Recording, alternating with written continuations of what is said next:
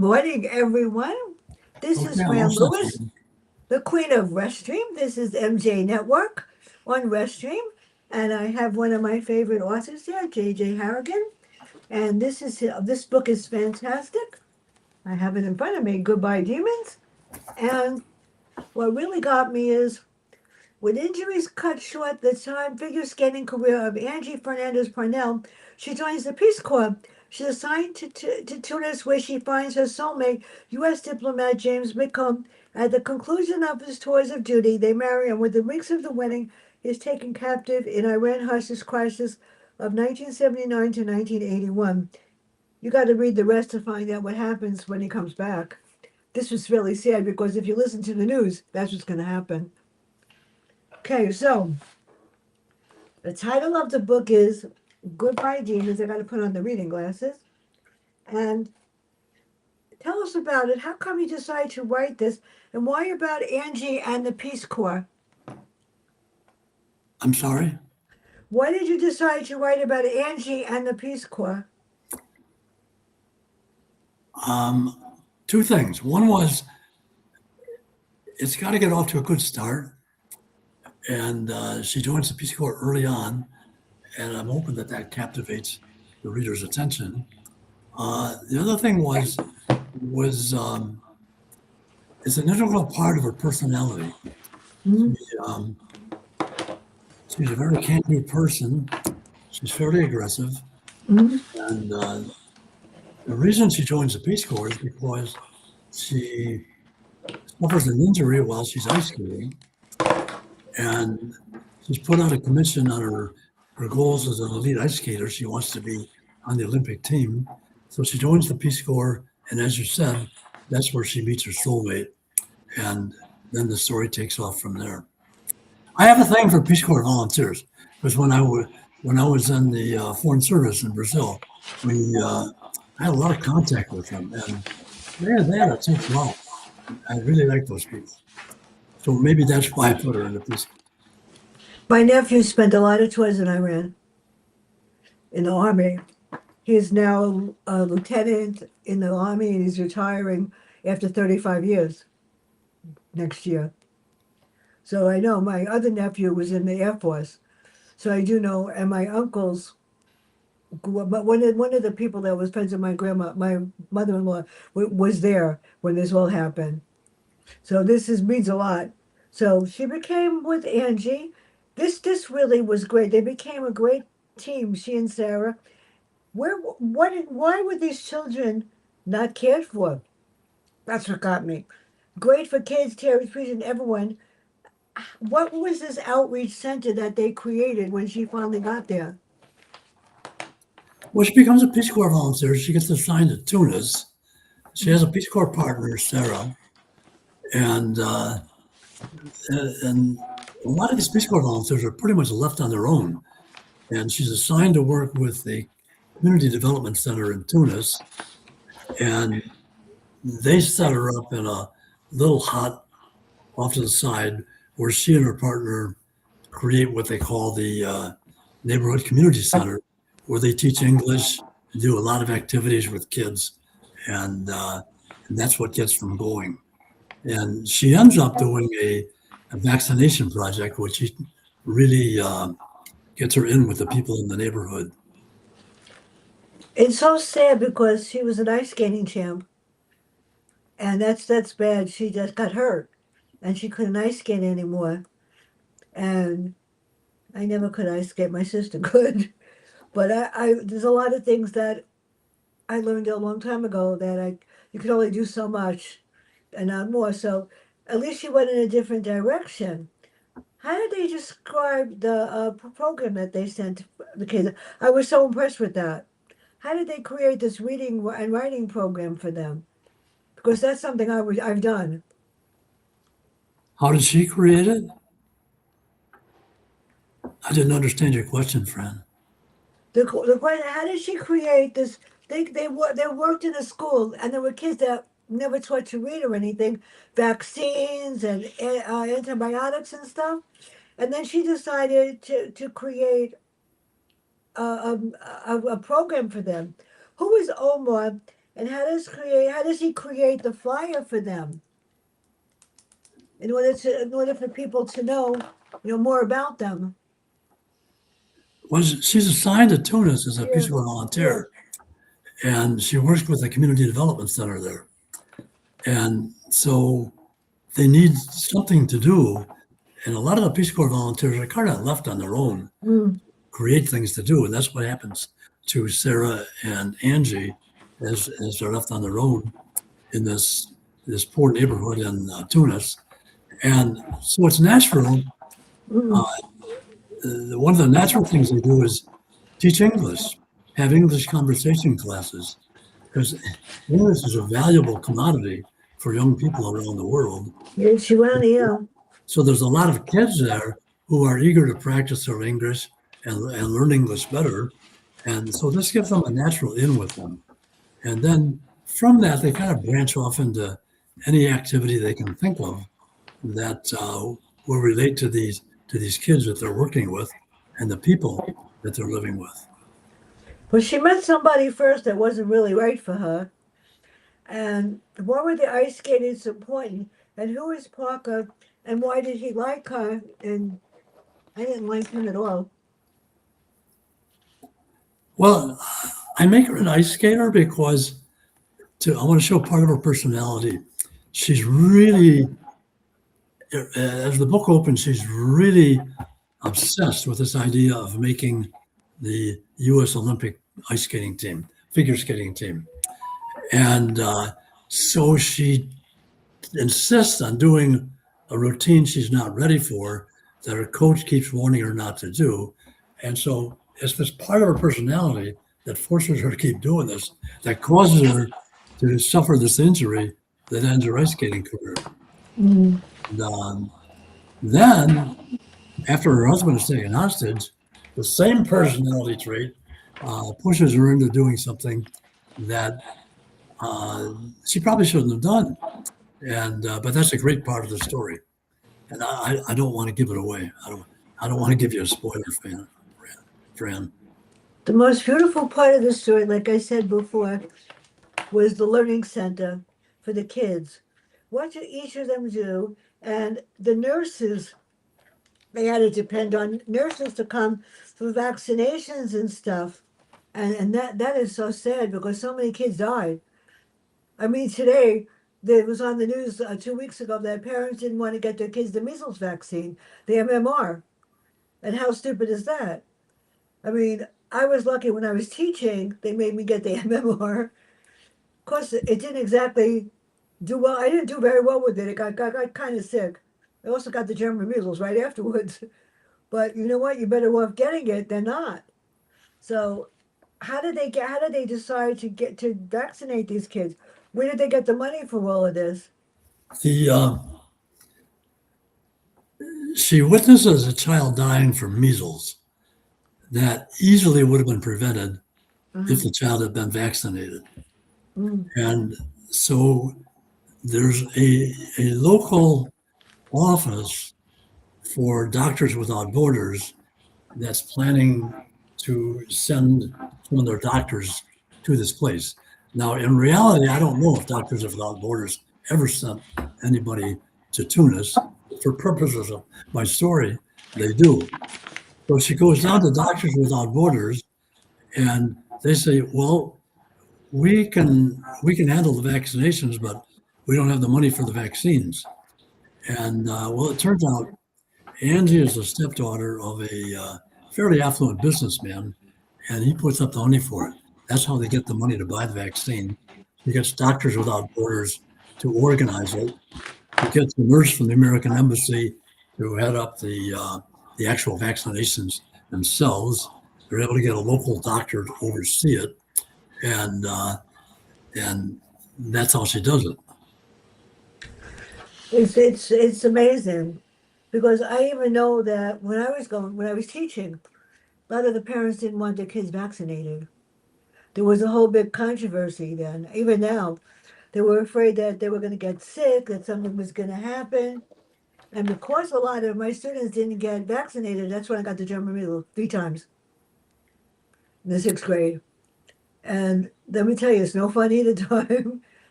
Yeah, and when you get the German measles or the swine flu, yeah, I was out of school for a month.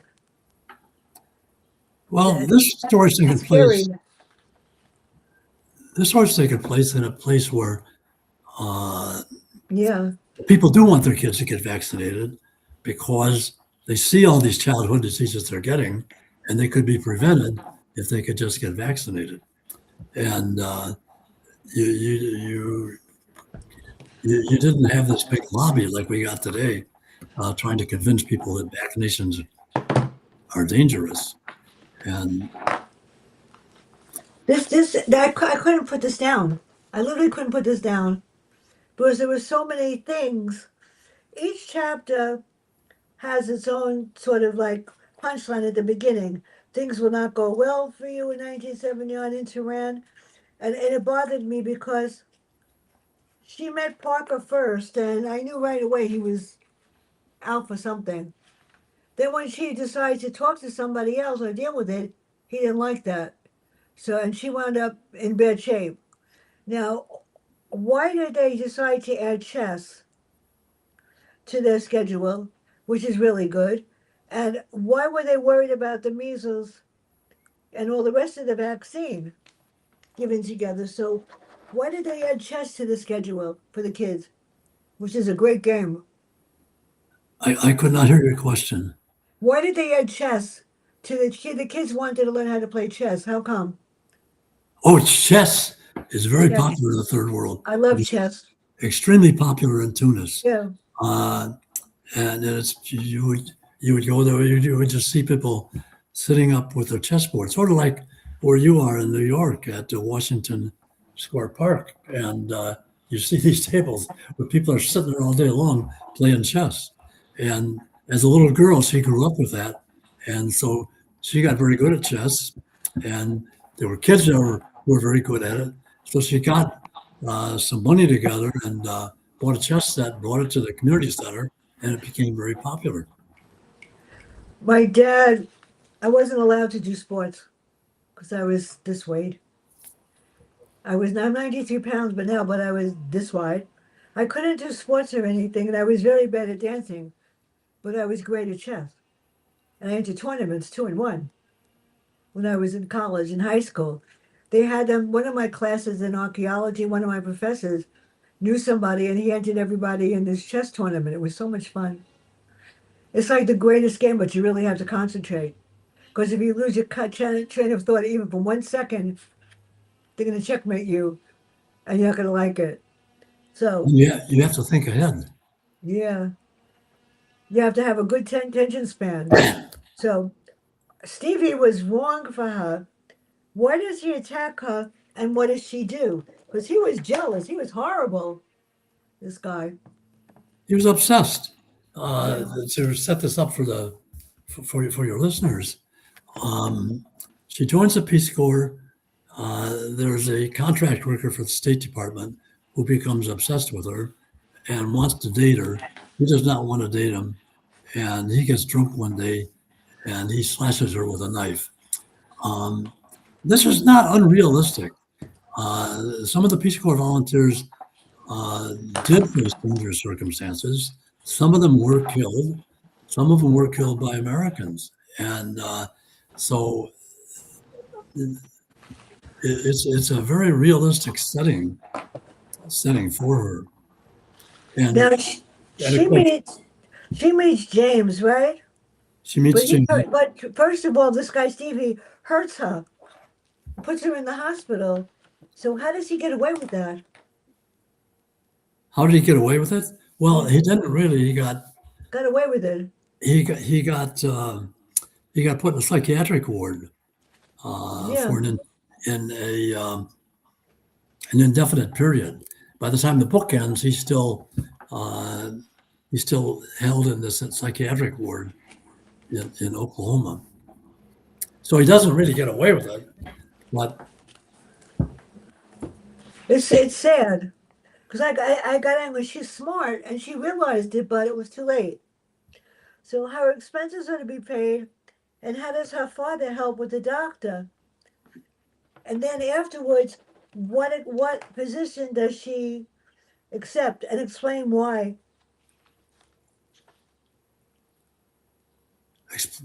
How's her father help with the doctor? Um, she would her expenses were paid by her father. He helps. Then when she finally does it, she goes to work for the father, doesn't she? So what does she have to do then? What does she decide to do then? No, she never really works for her father. She, as a uh, as a college student, she worked for him part time. But Yeah, no, she when she's a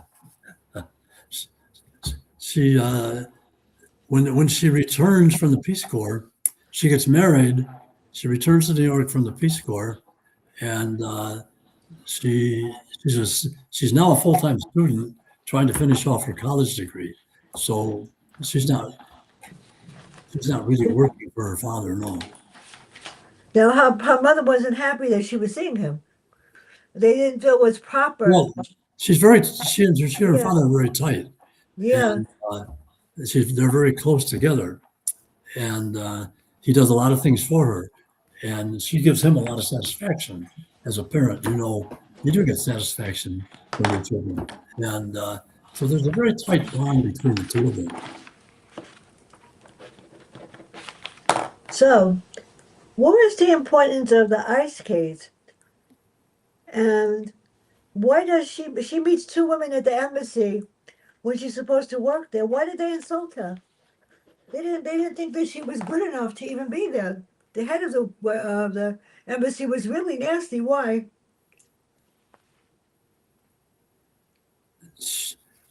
As I said, she was a competitive figure skater, and this was an important part of her life. This it's sad. And they didn't think it was important for her to be there. So, what is this skating club, and why is it important? Oh, uh, she's a all of Oh, these that would elite have been cool. That would have been so cool when I was younger. all of these elite figure skaters have skating clubs that they Yeah, belong to or they own. They practice and practice and practice and practice, and they sponsor tournaments. And so she's in a as the book opens, she's yeah. in a skating competition.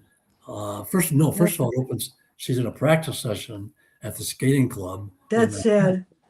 and then in the second scene, she's in the skating competition for the Northeastern Regionals, which at that year was held in the Boston Garden in Boston. And it was held there that year. I looked that up. I felt so bad for her because she was stuck. She got hurt, She was and obsessed with it. yeah, She was determined she was going to make the Olympic team. And so she she works on this routine. Her coach keeps warning her, "Don't do this. You're not ready for it. You're not ready for it." And then she has an accident that ends her career. that's the sad part. I know. Didn't give another chance. Now she meets James. What is the sad part, except for one That's thing, okay. She that couldn't do it. she she rebuilds her life. She goes and rebuilds her life as a Peace Corps volunteer, and Yeah, then she rebuilds her life as a part of the Foreign Service community. And so this is a very resilient person. It really is a story of resiliency in the face of a lot of hardship. this is a very sad story. So the scenes that really bothered me, and I sort of passed over some of them, were the ones. How did you create the ones with James in prison, in a prisoner of war camp in Iran? I cried the entire time I read that. And all that stuff is true, my nephew said, because my nephew had to go and get some people out. The her husband James, yes, he's the Yeah, one who is taken captive and held in various places in Iran. There were 50 some hostages, and James is put through a lot of trials. yeah. And but everything that happened to James happened to one of those hostages. The only difference is they didn't all happen to the same person, and they didn't all happen the same way they did in the story. But at that part of the story is trying to tell you what it was like to be a hostage in very harsh circumstances in those days. And as a reader, at least from what the reviewers are saying, they comment, I felt like what it was like to be imprisoned in that embassy at that time. And that's what I'm trying to get across to people. My friend before he died was in Vietnam in a prison camp. Oh boy. Yeah, and my grandmother was in a Polish prison camp. It was horrible. And my other one was in Bergen-Belsen, and she was tortured. But And I none of that's those none of those instances that you read about though were made up. yeah, The A lot of the hostages wrote memoirs. A lot of them put up blog posts. A number yeah. of them wrote books. There were a number of books written about them. So all of these incidences were well documented. All I did was fictionalize them and apply them to the characters in my story. I cried because it was too real. And if you look at the way they look at the news now, it is too real, all this stuff. And now supposedly the war with Iran, they have a contract. It's the ceasefire is whatever. It's going to be okay. I don't believe a word they say. I don't believe anything. So she decides to free him. How did she know how to go, where to go to get him free? And she know. And what is the sadness until she finally realizes when he's home. I mean, seriously, how does she go to free him? How does she try to go free James while he's in prison? That's kind of dangerous. Well, she comes up with a scheme that Yeah. I don't want to tell the details. Don't 'Cause tell everybody. Yeah. I don't want to spoil it for the reader, but she comes up with a scheme that is uh, pretty far out there, and it doesn't work. The hostage crisis drags on. One of the horrible things about it is if you're a hostage, you don't know that it's going to Yeah. end. Now, we know from 50 years later that it did come to an end, but those who are caught up in it, uh, they keep hearing one rumor after another. They're really blacked out from the news, but they keep hearing stories.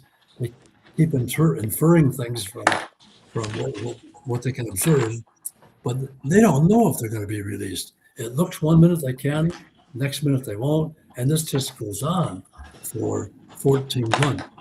And then finally, of course, they are released as part of a deal that was struck between the United States and Iran. And so finally, Mm. they all come home. The amazing thing is they all came home alive.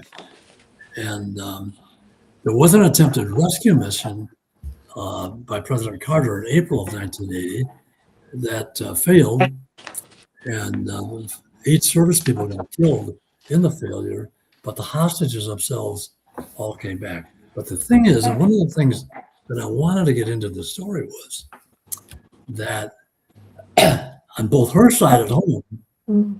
and his side being captive there, it all doesn't end the day you come home. They both suffer from a great deal of post-traumatic stress, and they got to put their Yeah. lives back together, and they got to deal with. They don't even have a term, post-traumatic stress, that they can articulate at the time. So they got to deal with that. So there's really 3 stories here. There's Angie before the hostage crisis, during the hostage crisis, and then she and her husband trying to put their lives together after the hostage crisis. It's scary. She learned something about him because when he comes home, he's not the same person he was before. He's very cold. So, well, counseling they suggested too, and that's scary because what about James is in the hospital? How does she deal with what he turned out to be? I mean, he was the love of her life, and then all of a sudden, he wasn't the love of her life. How does she deal with what really was what the truth was? That's horrible. So that's a great question. So you've got the love of your life Yeah, has been taken away from you for 14 months, yeah, and he comes back, and you're right, he's not the same person. And he can't get over that real fast. And so there are incidences when he has flashbacks, and they lead to confrontations between James and Lindsay. So how does she deal with that? Well, she deals with it the same way she deals with everything else. She plows ahead. She's a can-do person. So she decides, well, what James needs is we need to uh, we need to have more vacations, or we need to do this, or we need to do that. Uh, the one thing she never thinks of doing is going to a counselor. Before I forget, Thursday, I had to move him because of the I had to move you because of the storm, and I had to move him because of something else. So on the Thursday, the 18th, we're going to have JP Peoples the lottery ticket. Michael Cowan will be here. How far would you go for $40 million? He paid 50 cents for a ticket, and his friend stole it. And what he does to get the 40 million, you won't believe. On the 25th, one of the New York Times most popular author in the world, Stephen Manchester. It's called The Ledger. It's true stories of the inside, what happens inside a prison. And there's three prisoners or three entities, and they describe what happens and the tortures that they go through. On the 29th, New York Times author Dick Belty, The Vanishes.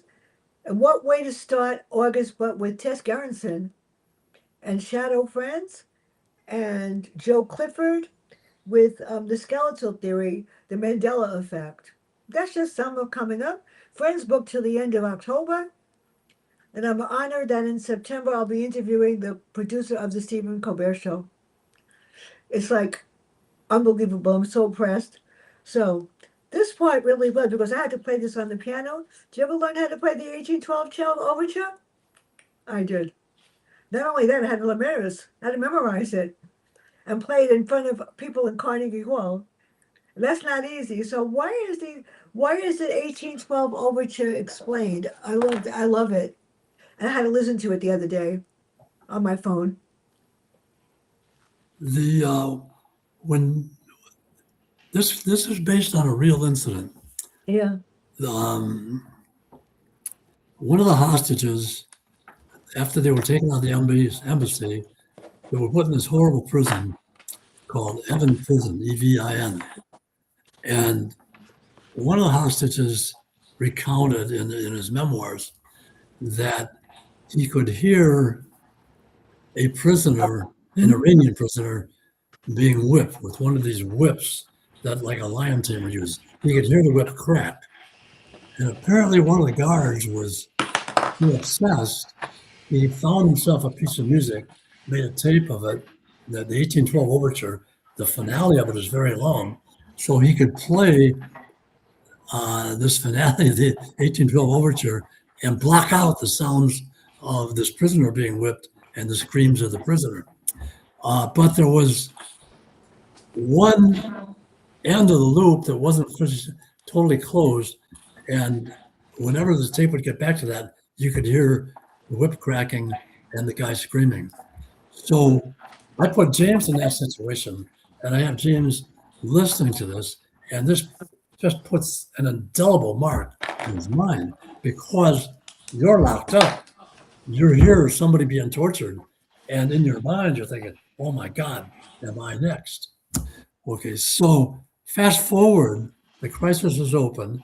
James is back home with Angie, and Yeah. they decide to spend Memorial Day listening to the Memorial Day concert.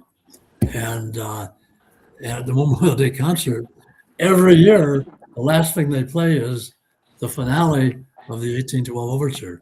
And so James has left the room, he comes back, and that's playing, and he goes berserk. It just gives him a flashback, he goes berserk. Well, she made the right decision at the end. But before I forget, what happened to Sarah? What happens to whom? What happened to her partner, the girl that she worked with at the Peace Corps? Oh, she goes on to become a law student in Became a Dallas lawyer. at the I think it's the University of Texas at Fort Worth. So she was on. They maintain friendship as the years go on. If there's ever a sequel, the partner will be part of it. And of Well, course, she's I part have of to it here give because I have to give Angie also why this ending. I cried at the end of this, but I understood that there are a lot of lessons learned in this story, and she learned quite a bit, and she didn't give up. no, she doesn't. She's not a give up kind of person. So, what is Zenith? What is that company that she created at the end of the book? And it's right here. It's called yeah, where am I here? The Zenith Capital Management Company. How did she create that? And it's Oh, very she did not. positive. That's That great. was her father's company. Her father is an investment counselor. He calls his business um, that's the name of the business that he's got, and that's how he got his wealth. It's great. So are you bringing her back in the sequel, or is this just a standalone? This is part of a three-part series, actually. Um, it's the sequel Oh, to goody. this book here, Goodbye Bobby, which deals with the last days of Robert F. Kennedy Sr. And the first in the series, and she plays a major role in this book. The first book in the series is Goodbye Cuba, and she's I just a didn't get little, that one. and I can send it to you. But Yeah, because I didn't it's read that one. it's the third in a series, Fran. Well, for those of you that don't know, I'm impressed with myself. It's called When Lies Win. Every story, the character tells a lie, and if they don't repent, they wind up suffering, and the mirror dishes out the consequence, and it's painful, which makes me so happy. Um, some of the stories are actually true. The last story is about something that I went through when I was younger, when I was dating someone that was very close to me. He was amazing. His mother didn't think I was good enough because the girl that he married's father paid her $9 million to marry him, supposedly. Supposedly. So this story is a true story, and she winds up getting what she did.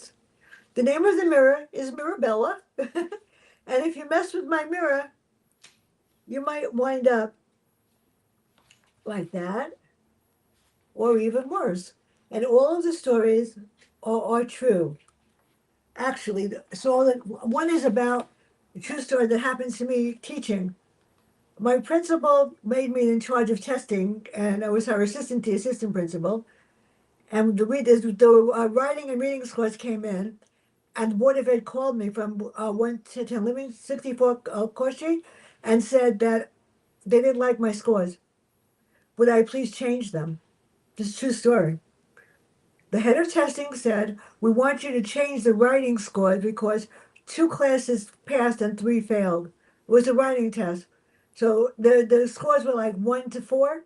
So too many people got ones and twos in these classes. And she said, if you want to keep your job, you're going to change the scores. So I asked my principal. I said, I'll tell you what, get somebody else to do the test coordinator. I refused to do it. I would not do that. It was only a writing test. And my principal sided with me. But a month later, this is true, the State Department of New York State issued me a summons to send them the practice test and the real test and the scores and the list to see what they thought. A month later, I got an apology letter saying that every score was right. They had no right to question me. That does happen. And that's what's really scary. So a lot of lessons learned. She's amazing, Angie, and she really worked really hard. But I hope you bring her back. But what's next for you? And when am I getting it? I'm sorry. What's next for you? And when am I getting it? Oh, um, there might or might not be a sequel through this. I Yeah. really want to shift gears, and I drafted a World War II novel, and I'm going to follow that up with a novel on the Berlin airlift of 1948-49. That's amazing. I know. One of the authors that I work with was actually there on D-Day on June 6th, 1994. And his book was about that. It was interesting, very. Now, one last question. What is the definition of the title, Goodbye Demons, has a lot of multiple meanings. What is it? What do you want people to get from the title? Because when I looked at it, I said, this is really good. We all have our demons, our internal demons Yeah. that we have to wrestle with and we have to overcome. And if a person has been in prison for 14 months under harsh circumstances, illegally and immorally, and that person has a spouse, they both have demons that come out of that. And somehow they have to overcome the demons. So Goodbye Demons really is their struggle to overcome those demons and the extent that they're making progress and saying goodbye to them. So many people. This is so great. I actually told my pharmacist he wants the book. So when I come up to get something this weekend, he gets the book. And They thank you. can they can go to my website, Oh, that's good. That's what they need to know. jjharragon.com. Very simple, jjharragon.com. They can order it there. They can go to Amazon. Um, they can go wherever they buy books, and bookstores will order it for them. It's Let me go. Let me end the stream. Don't go anywhere.